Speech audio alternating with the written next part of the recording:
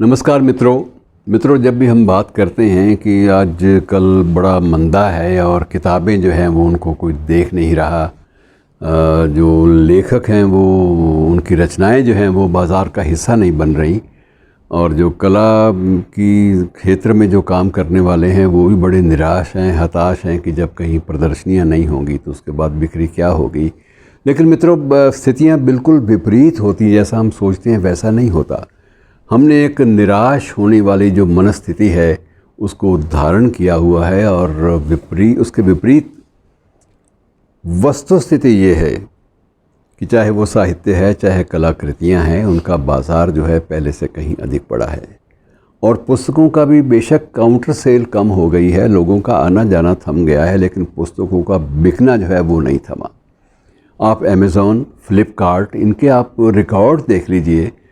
इन दिनों में मुझे अभी आज ही एक बड़े प्रमुख प्रकाशक से भी बात हुई, उसने भी कहा कि सिर्फ इतना ही फ़र्क पड़ा है कि लोग काउंटर के लिए, हमारे काउंटर सेल के लिए, वो बिक्री जो वहाँ पर होती थी वहाँ लोग नहीं आ पाते, लेकिन शाम तक हमें वही जो आदेश हैं बिक्री वाले किताबें भेजने के और सामग्री भेजने के, लेखन की सामग्री भेजने के, पेंटिंग्स के लिए, कुछ पुस्तकों के लिए, वो सारे के सारे ज्यों के त्यों चल रहे हैं। और हमें ये लाभ है कि हमें किसी भीड़ का हिस्सा नहीं बनना पड़ता। हम कोरोना के प्रोटोकॉल के तहत काम कर पा रहे हैं, लेकिन बिक्री में बहुत ज़्यादा व्यापक अंतर नहीं आया।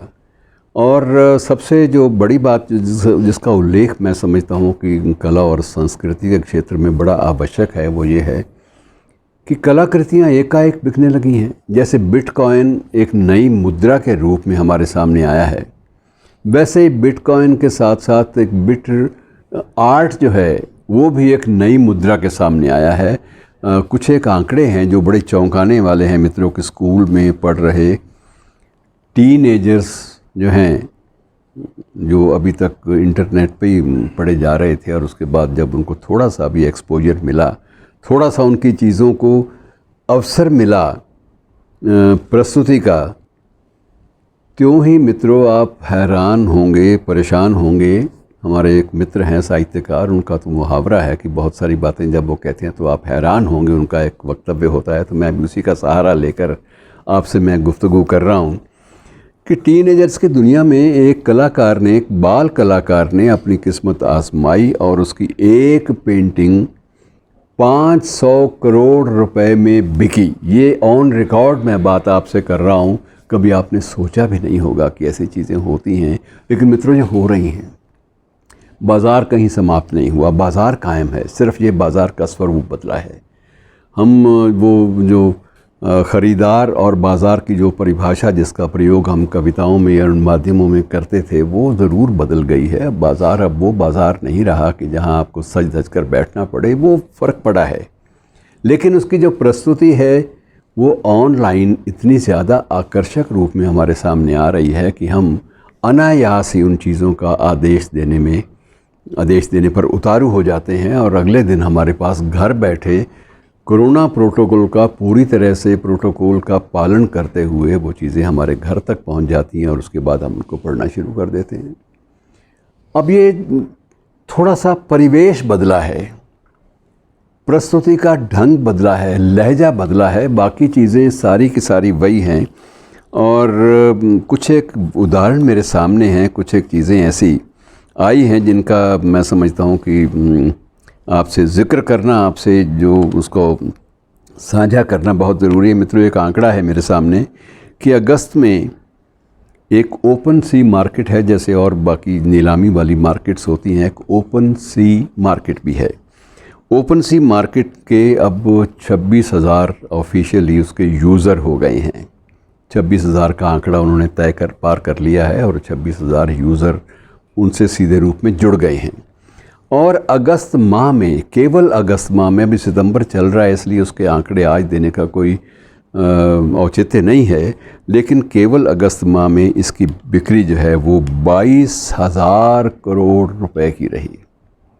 यह आंकड़ा कोई गढ़ा हुआ नहीं है, ये वास्तविक आंकड़ा है कि इन चीज़ों की बिक्री इस काल में, कोरोना काल में, इन प्रतिबंधों के काल में, प्रोटोकॉल्स की जो पाबंदियां हैं उनके दायरे में रहते हुए ये सब हो रहा है। और मित्रों, सही स्थिति तो ये है कि जब मैं समझता हूँ कि जब ये प्रोटोकॉल नहीं था, जब कोरोना नहीं था, शायद इतनी ज़्यादा बिक्री टीनएजर्स को, कम आयु वाले जो तरुण हैं, जो अभी तरुणाई से, दायरे से थोड़ा सा बाहर आने के कगार पर अभी हैं, अभी वो आगे युवा नहीं बने, उनकी स्थिति ये है। और जब वो वही लोग जब युवा उम्र के दायरे में प्रवेश करेंगे तो आप मानकर चलिए कि वो आज से कहीं ज़्यादा सशक्त बाज़ार दे पाएंगे।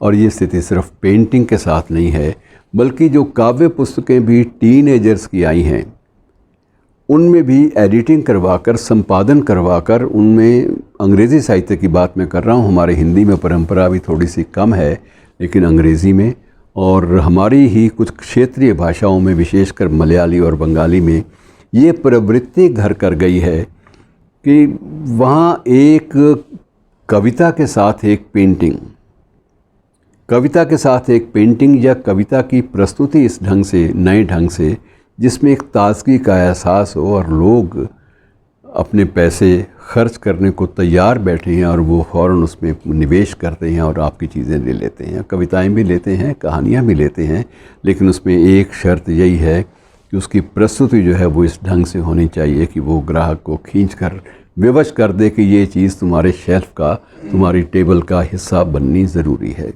और ये स्थितियाँ मित्रों धीरे धीरे बदल रही हैं। आप ये मानकर चलिए कि इतनी बुरी स्थिति नहीं है जितनी हमने एक आंख रखी है, या जितनी हम लोग चीख चिल्लाहट की दुनिया से गुज़र कर रहे हैं।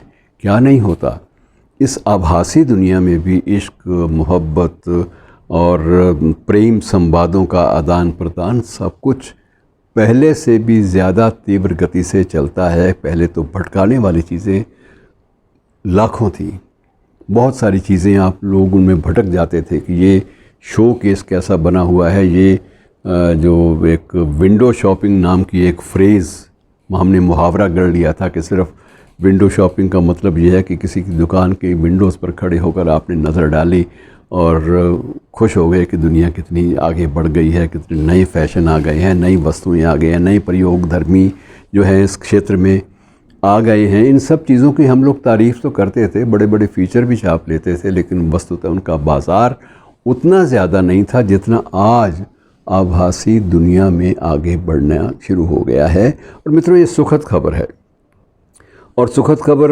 जब होती है तो उस वक्त हमें उदास नहीं होना चाहिए। हमें कभी कभी किसी अच्छे कवि को याद कर लेना चाहिए। जैसे धर्मवीर भारती बार बार याद आ जाते हैं किसी न किसी बहाने से। कुछ दिन पहले कनुप्रिया के बहाने से बहुत याद आए, उससे पहले अंधा युग की बातें भी हमने थोड़ी बहुत की, और अब उनका ये कविता सुन लीजिए। इसी बहाने से आपको याद आ जाएंगे कि आपकी जो मनस्थिति है वो उसमें बदलाव लाइए। और ये मत समझिए कि सिर्फ दुनिया में आप ही दुखी हैं, दुख सिर्फ आपने देखा है। दुख आपके चारों तरफ व्याप्त है, और उस दुख का एक सार्थक पहलू भी है। इसी दुख में से प्रकाश की किरणें जो हैं कैसे सामने आपके आती हैं, ये देखिए इस कविता के माध्यम से। कविता बहुत पुरानी है लेकिन आज के संदर्भ में प्रासंगिक है कि ये फूल, मोमबत्तियाँ और टूटे सपने, ये फूल, मोमबत्तियाँ और टूटे सपने, ये पागल क्षण, ये काम काज, दफ्तर, फाइल, उचटा सा जी, ये सब सच है। ये फूल, मोमबत्तियाँ और टूटे सपने, ये पागल क्षण, ये काम काज, दफ्तर, फाइल, उचटा सा जी, ये सब सच हैं। इनमें ना कोई किसी से कम, इनमें ना कोई किसी से कम, अंधी गलियों में पथ भ्रष्टों के गलत कदम, या चंदा की छाया में भर भर आने वाली आंखें नम। इनमें ना कोई किसी से कम, क्यों मेज़ों की कोरों पर माथा रख रख कर रोने वालों, ये दर्द तुम्हारा नहीं सिर्फ ये सबका है। क्यों मेज़ों की कोरों पर माथा रख रख कर रोने वालों, ये दर्द तुम्हारा नहीं सिर्फ ये सबका है। सब ने है पाया प्यार, सभी ने खोया है, सबका जीवन है भार और सब जीते हैं बेचैन ना हो। कि सबका जीवन है भार और सब जीते हैं बेचैन न हो, ये दर्द अभी कुछ गहरे और उतरता है, फिर एक ज्योति मिल जाती है। ये दर्द अभी कुछ गहरे और उतरता है, फिर एक ज्योति मिल जाती है जिसके मंजुल प्रकाश में सबके अर्थ नए खुलने लगते। वो मेज़ों की कोरों पर माथा रख रख कर रोने वालों, ये दर्द तुम्हारा नहीं सिर्फ ये सबका है, सब ने है पाया प्यार सभी ने खोया है। तो मित्रों, जीवन में हताशा का कला, संस्कृति और साहित्य की दुनिया में या बौद्धिकता की दुनिया में कोई स्थान नहीं है। हम लोग सृष्टि के पहले दिन से ये मानते आए हैं कि अंधकार के बाद प्रकाश होता है, रात के बाद दिन भी होता है।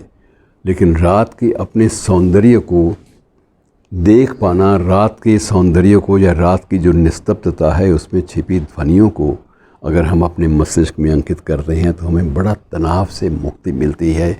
और मित्रों, निराश न होइए, आज भी बाज़ार आपकी प्रतीक्षा में है। शर्त यह है कि आप कुछ अभिव्यक्ति के बारे में थोड़ा सा ईमानदारी से काम लें और जो मन में है उसको कूची के माध्यम से, कलम के माध्यम से या माउस के माध्यम से अभिव्यक्त कर डालिए। धन्यवाद।